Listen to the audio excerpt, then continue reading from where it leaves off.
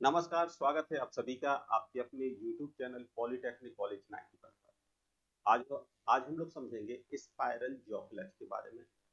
Clutch तो सभी लोग जानते हैं कि क्लच का यूज होता है चलित शाफ्ट और चालक शाफ्ट को जोड़ने में और अलग करने में, जिसमें हम लोग विभिन्न प्रकार के क्लच के बारे में समझे।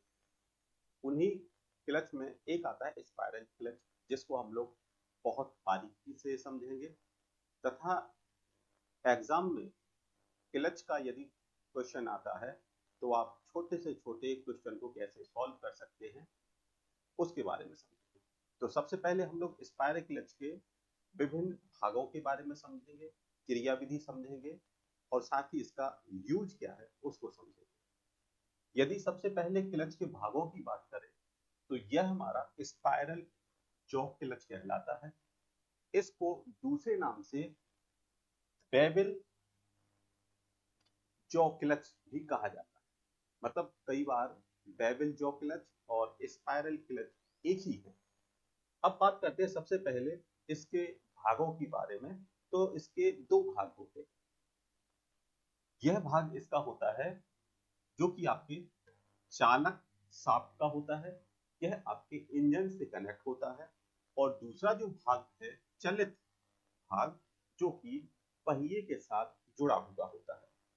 इसमें दो शाफ्ट होती हैं, एक चालक शाफ्ट और चलित शाफ्ट, तथा इन दोनों के बीच में जो कनेक्शन बनाया जाता है वो स्पाइरल जबड़े के साथ बनाया जाता है। मतलब इसमें जो आकृति रहेगी वो स्पाइरल जैसी रहती है, इसलिए इसका नाम स्पाइरल जॉ रखा गया।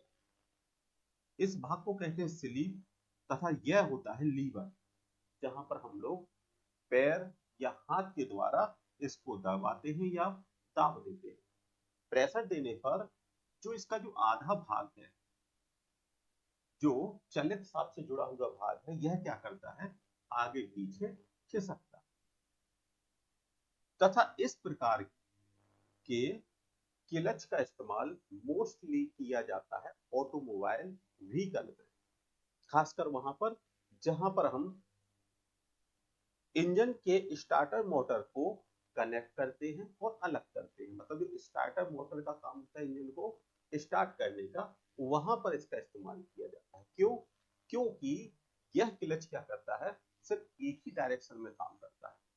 यदि आपने उसको अलग डायरेक्शन में पावर दिया तो वह अलग हो जाता है। इसलिए इस क्लच का इस्तेमाल आप लोग या तो क्लॉकवाइज या एंटी क्लॉकवाइज ही कर सकते हैं।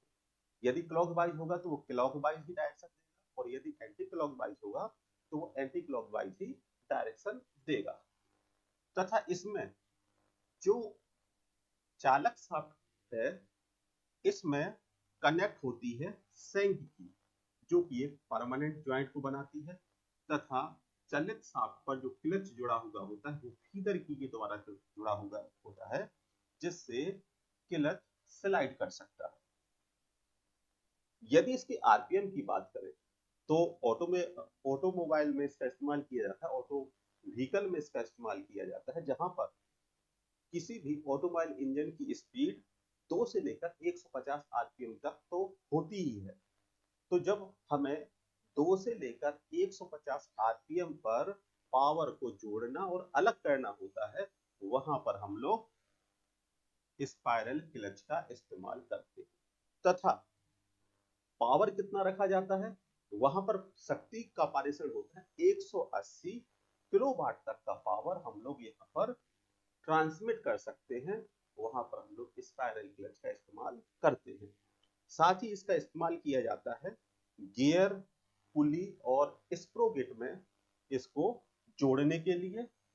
तथा यह आपका पॉजिटिव ड्राइव क्लच है, मतलब इसमें 100% पावर ट्रांसमिशन होता है। तो आशा करते हैं कि आप समझ गए होंगे स्पाइरल क्लच को सरल और आसान भाषा में। वीडियो को लाइक कीजिएगा, चैनल को सब्सक्राइब कीजिएगा और कमेंट कीजिएगा। धन्यवाद।